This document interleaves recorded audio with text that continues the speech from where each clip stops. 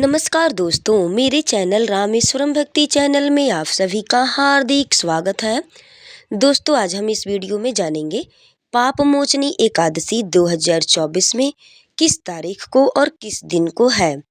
दोस्तों, इस वीडियो में आपको पाप मोचनी एकादशी की संपूर्ण जानकारी मिलेगी। तो दोस्तों, वीडियो में आप सभी लोग लास्ट तक जरूर बने रहिए। दोस्तों, चैत्र माह के कृष्ण पक्ष की एकादशी को पाप मोचनी एकादशी कहते हैं और इस एकादशी का व्रत करने से चाहे मनुष्य कितना भी बड़ा पाप किया हो, वो सभी पापों से उसे मुक्ति मिलती है और वो सारे पाप मनुष्य के कट जाते हैं। पाप मोचनी व्रत करने से एकादशी का, वैसे तो सभी एकादशियों का व्रत करने का एक अलग ही उसका फल है। जैसे कि अगर इंसान चाहे तो 12 महीने की संपूर्ण एकादशी का व्रत कर ले तो और भी अच्छा उसका फल मिलेगा, और ना हो सके तो शुक्ल पक्ष में पड़ने वाली एकादशी का व्रत हर एक मनुष्य को जरूर करना चाहिए। दोस्तों, एकादशी का व्रत जब आपको उठाना हो तो इन किसी भी एकादशी से आप व्रत को नहीं उठा सकते हैं। अगर एकादशी का व्रत आप उठाना चाहते हैं तो एकादशी का व्रत जो है कि निर्जला एकादशी जो ज्येष्ठ माह में पड़ती है, उस एकादशी से, या फिर देवउठनी एकादशी जो कार्तिक के महीने में पड़ती है, जो कि छठ पूजा के बाद जो देवउठनी एकादशी पड़ती है, उस एकादशी से आप एकादशी का व्रत उठा सकते हैं। व्रत करना यानी प्रारंभ कर सकते हैं। अगर आपने कभी व्रत नहीं किया है, एकादशी का व्रत नहीं उठाया है, तो आप जो है कि निर्जला एकादशी या फिर देवउठनी एकादशी से आप व्रत को प्रारंभ कर सकते हैं। और दोस्तों, आप उत्पन्ना एकादशी से भी एकादशी के व्रत को उठा सकते हैं। एकादशी के व्रत करना प्रारंभ आप कर सकते हैं। इन 3 एकादशियों में से ही मतलब एकादशी के व्रत का प्रारंभ किया जाता है।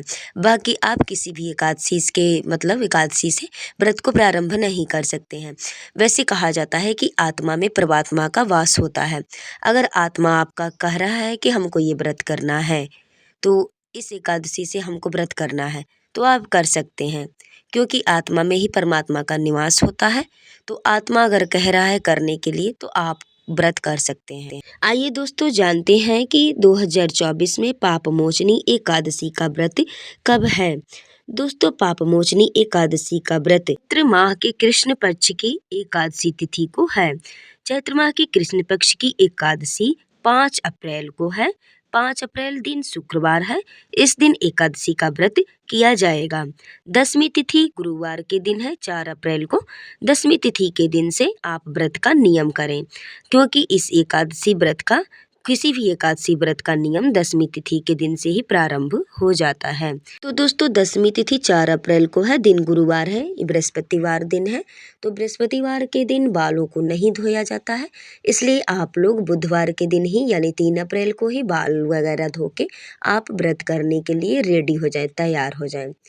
और अगर दोस्तों किसी आप मतलब वैसे कामों में अगर फंसे हैं, आप नहीं बुधवार के दिन बाल धो पाए, तो आप जो है कि विष्णु भगवान का, नारायण जी का ध्यान करके उनसे क्षमा मांग करके और जो है कि आप गुरुवार के दिन बाल को धो सकते हैं।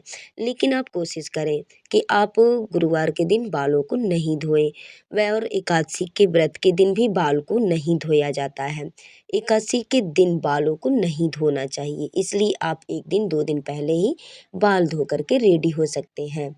अगर आपने लहसुन प्याज नहीं खाया है, तो आप बालों के ऊपर अपने हाथों को भिगो करके ऐसे 2-3 बार पोंछ करके और बाद में नहाने के बाद गंगा जल का अपने ऊपर छिड़कावा कर सकते हैं। अगर आप बाल न धोएं तब भी कोई बात नहीं है।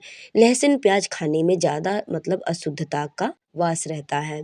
एकादशी व्रत करने वाले हर एक मनुष्य को 10वीं तिथि के दिन से ही चावल को त्याग देना चाहिए।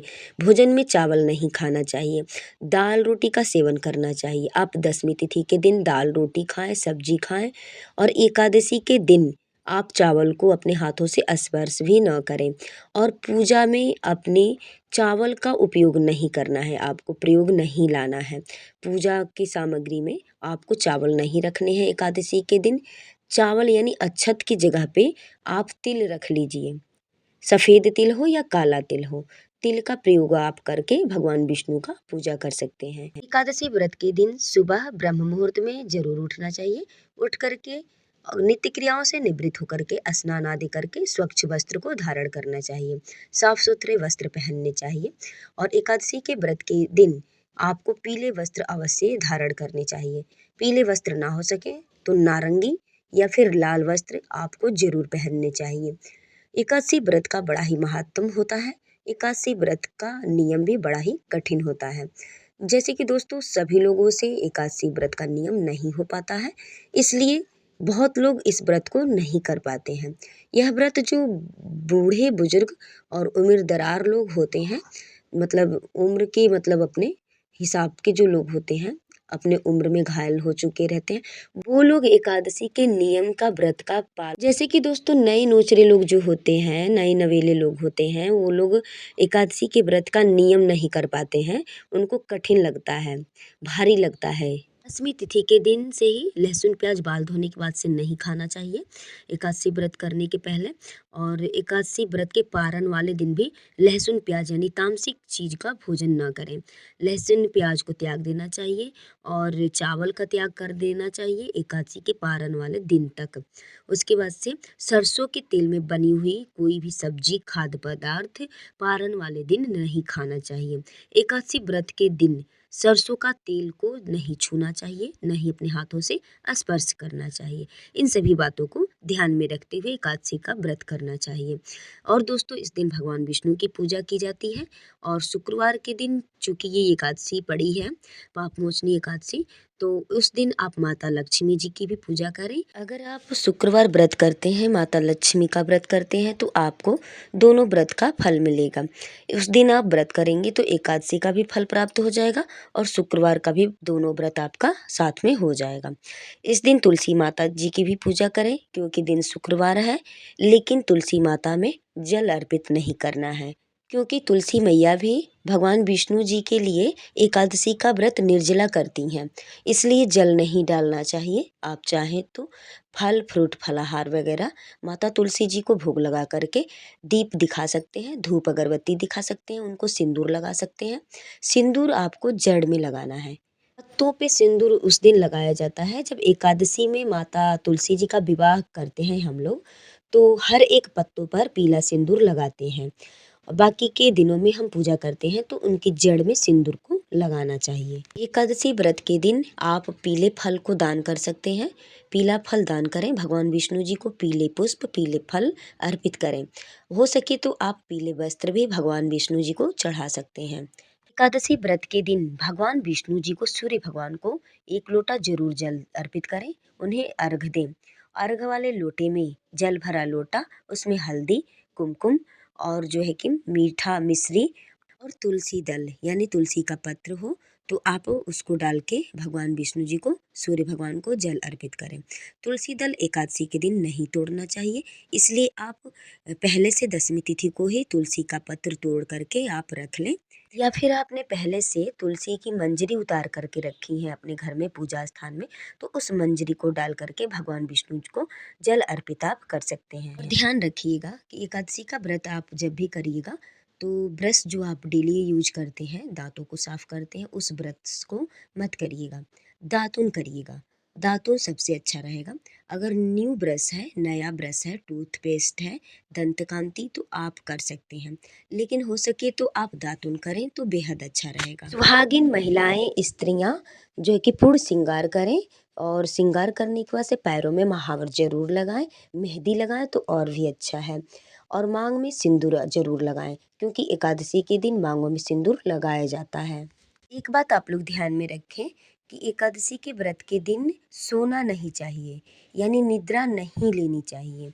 सोना इसमें वर्जित होता है और एकादशी के पारण वाले दिन भी सोने के लिए वर्जित कहा गया है, क्योंकि सोने से क्या होता है कि आपने जितने भी एकादशी का व्रत किया है वो सारे एकादशी के व्रत का फल त्रिजटा नाम की जो राक्षसीन थे रामायण काल के समय में, लंका में रावण के, इसलिए एकादशी के व्रत के दिन और पारण वाले दिन सोने के लिए मना किया गया है कि सोना वर्जित होता है, सोना नहीं चाहिए।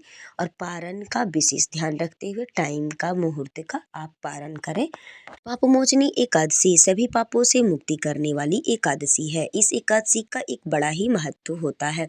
आइए दोस्तों, अब हम जानते हैं कि एकादशी तिथि कब से प्रारंभ है और कब समाप्त है। एकादशी तिथि का प्रारंभ होगा 4 अप्रैल दिन गुरुवार को शाम 4:14 पर और एकादशी तिथि समाप्त होगी 5 अप्रैल को दोपहर 1:28 पर। दोस्तों, पापमोचनी एकादशी 2024 में पारण का शुभ मुहूर्त रहेगा 6 अप्रैल 2024 दिन शनिवार को सुबह 6:18 से 9 बजे तक दिन में इसका पारण का टाइम है। इस पारण वाले समय में आप पारण को जरूर कर लीजिए।